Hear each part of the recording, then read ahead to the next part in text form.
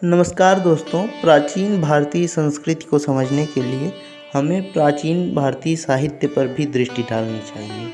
इसी क्रम में आपके समक्ष प्रस्तुत है बौद्ध साहित्य की कुछ प्रमुख जानकारी। भाषा के आधार पर हम बौद्ध साहित्य को दो भागों में विभाजित कर सकते हैं।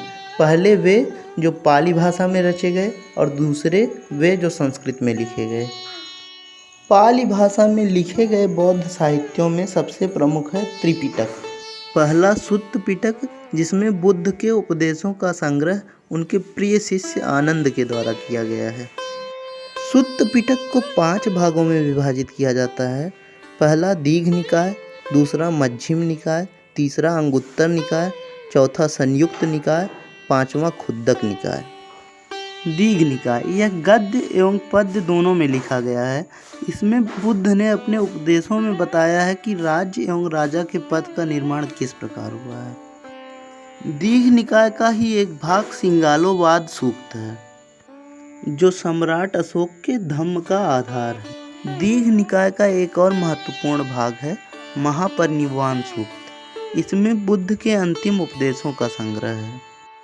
इसमें यह भी बताया गया है कि बुद्ध की मृत्यु कुशीनारा में हुई थी और उनकी मृत्यु के बाद उनका शिष्य सुभद्र अत्यंत प्रसन्न हुआ था, क्योंकि वह संघ के नियमों को पालना नहीं चाहता था। सुत्त पिटक के द्वितीय भाग मध्यम निकाय में गौतम बुद्ध और महावीर स्वामी की मगध में हुई भेंट का वर्णन है और इसमें गौतम बुद्ध के समकालीन कौशल के राजा प्रसेनजीत के कथनों का भी वर्णन है, जिसमें उन्होंने कहा है, भगवान बुद्ध की आयु मेरे समान 80 वर्ष की है।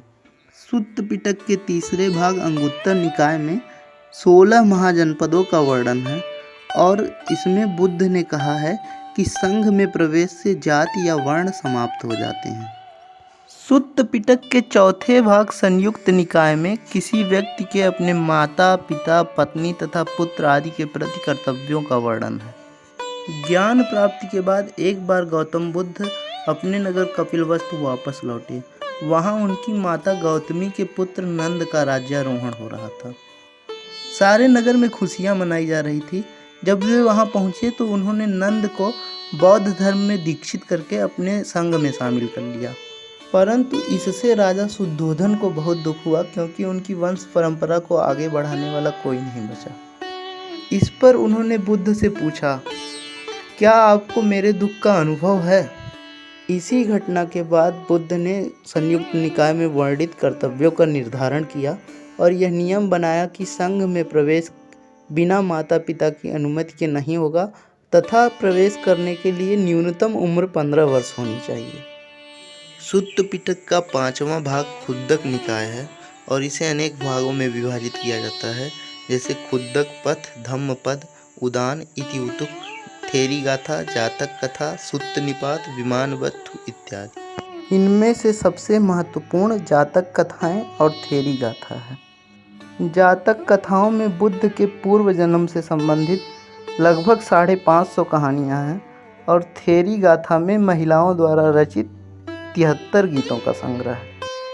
दूसरा त्रिपिटक है विनय पिटक, जिसमें बुद्ध के दूसरे प्रिय शिष्य उपालि द्वारा संघ के नियमों को लिखा गया है। इसके अनुसार संघ में प्रवेश को उपसंपदा कहा जाता था, जिसके लिए न्यूनतम आयु 15 वर्ष निर्धारित थी।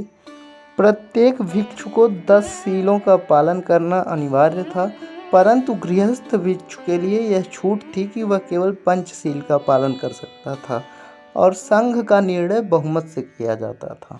विनय पिटक को 3 भागों में विभाजित किया गया है, सुत्त विभंग, खंदक और परिवार। खंदक के 2 भाग हैं, महावग्ग और चुल्लवग्ग।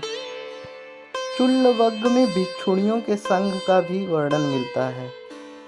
प्रारंभ में संघों में महिलाओं, दासों, बीमारों और वैश्याओं के संघ में प्रवेश पर रोक थी, परंतु माता गौतमी को पहली बार गौतम बुद्ध द्वारा संघ में शामिल किया गया, जिसके बाद भिक्षुणियों का संघ भी बनने लगा। पहला ऐसा संघ वैशाली में बना था। बुद्ध ने पहली बार आम्रपाली नामक गणिका को भी संघ में शामिल किया, जो वैशाली की नगर वधू थी। तीसरा त्रिपिटक है अभिधम्म पिटक। इसमें बौद्ध दर्शन समाहित है। इसे तृतीय बौद्ध संगीत के दौरान मोगलीपुत्र तिस्स द्वारा लिखा गया। इसे 7 भागों में विभाजित किया जाता है। पहला धम्म संगीत, दूसरा विभंग, तीसरा धातु कथा, चौथा पुग्गल पन्नति, पांचवा कथावत्थु, छठा यमक और सातवां पथान। पाली भाषा में त्रिपिटक के बाद अन्य महत्वपूर्ण ग्रंथ विशुद्धिमग्ग है, जिसे बुद्धघोष ने लिखा है। इसमें शिष्य की विशुद्धि से आरंभ करके उसके निर्वाण तक की प्रगति का मार्ग 7 सोपानों में अर्थात 7 स्टेप्स में बताया गया है। अब बात करते हैं संस्कृत में रचे गए बौद्ध साहित्य की। इसमें प्रमुख है ललित विस्तार। यह महायान विचारधारा पर आधारित है। इसमें बुद्ध की लीलाओं का वर्णन है। इसमें बुद्ध की पहली मूर्ति का भी उल्लेख है, जो मथुरा शैली में बनाई गई थी, और एडविन अर्नोल्ड ने इसी पुस्तक के आधार पर अपनी पुस्तक लाइट ऑफ एशिया लिखी है। अन्य प्रमुख ग्रंथ है मिलिंद पन्हो अर्थात मिलिंद के प्रश्न। इसे भिक्षु नागसेन द्वारा लिखा गया है। इसमें नागसेन और हिंद यूनानी राजा मिनांडर या मिलिंद के वार्तालाप का वर्णन है। इसमें मिनांडर की राजधानी साकल अर्थात वर्तमान सियालकोट के अर्थव्यवस्था का भी वर्णन है, और यह बताया गया है कि साकल में विकसित श्रेणी व्यवस्था अर्थात साकल में विकसित व्यापार था, और इसमें 75 तरह के व्यवसायों का वर्णन। अन्य प्रमुख ग्रंथ है महावस्तु। इसे हीनयान संप्रदाय तथा महायान संप्रदाय का सेतु भी कहा जाता है। इसमें उस समय की 32 लिपियों का वर्णन। एक और प्रमुख ग्रंथ है विभाषा शास्त्र, जिसे वसुमित्र ने लिखा है। इसे बौद्ध साहित्य का विश्वकोश कहा जाता है। इसके अतिरिक्त अन्य संस्कृत साहित्य हैं बुद्धचरित, सौंदरानंद, सारिपुत्र प्रकरण, वज्रसूची और राष्ट्रपाल। इन्हें कनिष्क के राजकवि और सलाहकार अश्वघोष द्वारा लिखा गया है। इन्हीं कृतियों के कारण अश्वघोष को भारत का वॉल्टेयर और महापंडित भी कहा जाता है। उनकी कृतियों में बुद्धचरित बुद्ध के जीवन पर आधारित महाकाव्य है।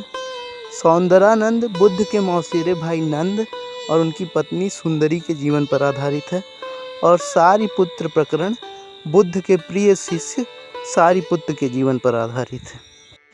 आज के लिए बस इतना ही। अगर आपको चैनल पसंद आया तो इसको सब्सक्राइब करना ना भूलें। धन्यवाद।